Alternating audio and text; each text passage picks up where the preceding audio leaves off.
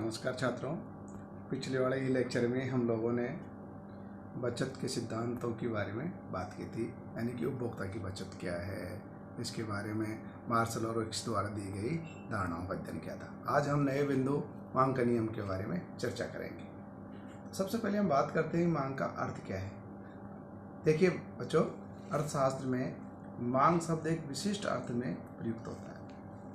वस्तु की मांग के साथ उसको खरीदने की शक्ति का विचार भी जुड़ा रहता है। अतः बिना क्रय शक्ति के मांग का कोई प्रभाव नहीं पड़ता। मांग की अवधारणा के साथ स्थान, समय व कीमत तीनों आते हैं।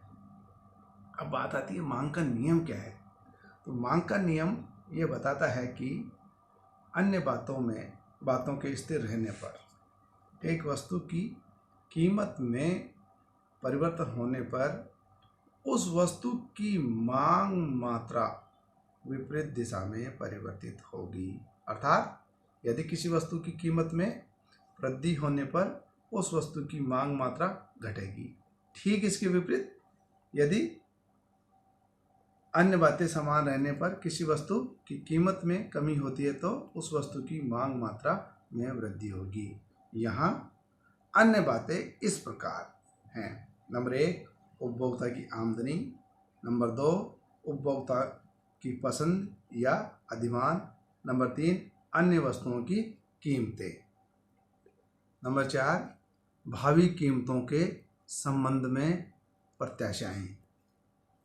मांग के नियम को एक सरल फलन के रूप में भी व्यक्त किया जा सकता है। अर्थात x equal to function of bracket के अंदर px dot y dot yd dot t dot pn dot e and p bracket 1।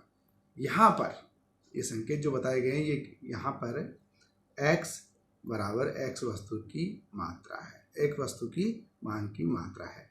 px है, x वस्तु की कीमत को बताता है। y उपभोक्ता की आय को बताता है। yd परिवारों में आमदनी का वितरण को बताता है। t उपभोक्ता की रुचि स्वाद को बताता है। pn अन्य संबंधित वस्तुओं की कीमतों को बताता है। p जनसंख्या का आकार को बताता है और e भावी कीमतों की संभावना है।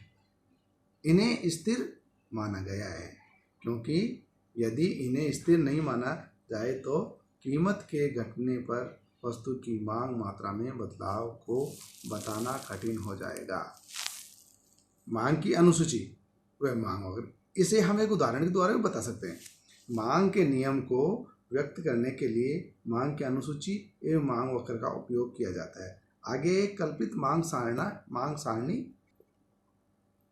सारणी दिखाई गई है। जैसे इसकी सारणी के अनुसार एक तरफ वस्तु की कीमत है, एक तरफ वस्तु की मात्रा।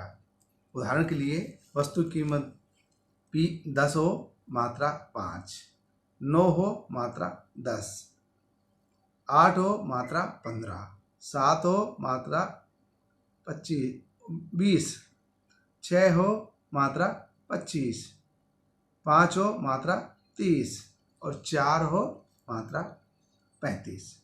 यदि इसी चीज़ को, इस सारणी को हम एक ग्राफ के द्वारा दिखाएं तो उसे कहते हैं मांग वक्र।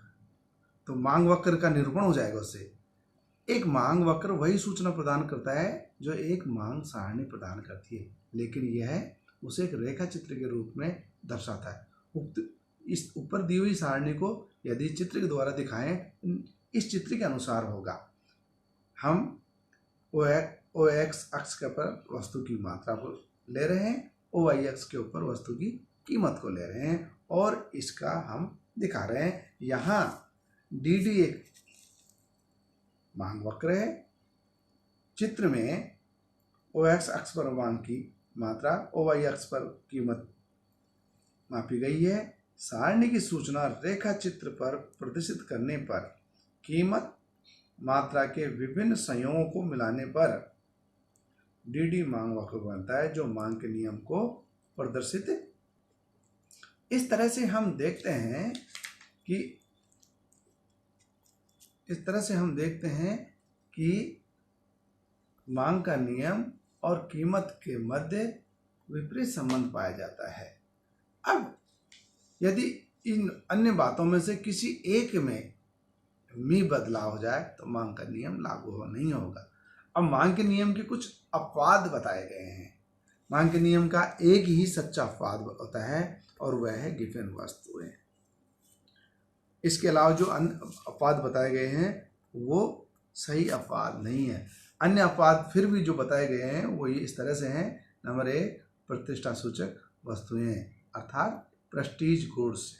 नंबर 2, भावी कीमतों के अनुमानों के प्रभाव। और नंबर 3, वस्तु की गुणवत्ता में सुधार का प्रभाव। ये 3-4 अपवाद बताए गए। इस तरह से हम कह सकते हैं कि मांग का नियम जो है वस्तु की कीमत और उसकी मात्रा के मध्य विपरीत संबंध को दर्शाता है।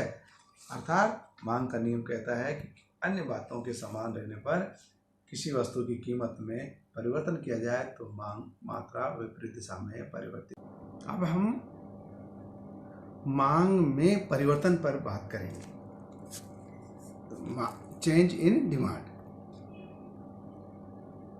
इसको हम इस तरह से बता सकते हैं कि एक ही मांग वक्र पर एक बिंदु से दूसरे बिंदु पर जाने को मांग की मात्रा में परिवर्तन कहते हैं तथा एक मांग वक्र से दूसरे मांग वक्र पर जाना मांग में कमी अथवा मांग में वृद्धि कहलाती है।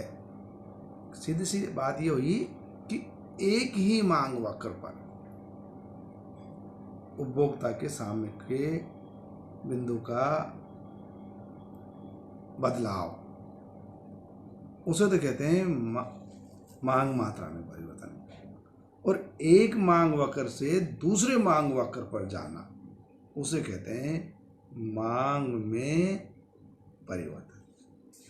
जैसे इस चित्र के अनुसार हम देखते हैं OX अक्ष के ऊपर मात्रा ली गई है, OY अक्ष के ऊपर कीमत। यहाँ पर P1 व P2 कीमत है अर्थात कीमत के P1 से P2 होने पर मांग मात्रा OX1 से OX2 हो जाती है। अर्थात DD मांग वक्र पर A से B बिंदु पर जाना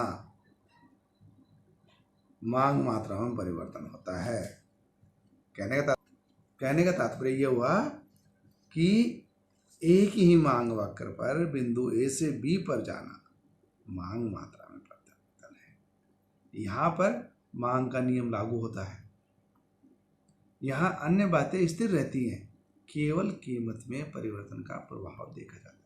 जबकि मांग वक्र का DD1 से D1 DD से D1 होना मांग में परिवर्तन है। यहाँ यह मांग में वृद्धि है क्योंकि मांग वक्र मूल बिंदु से ऊपर की ओर जा रहा है। यहाँ OP1 कीमत पर ही मांग में वृद्धि हो जाती है।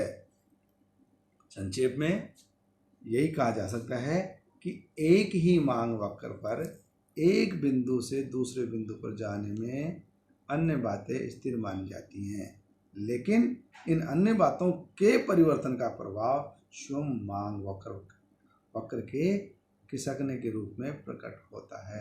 ये मांग में परिवर्तन के बारे में बात हुई। ठीक है, थैंक यू।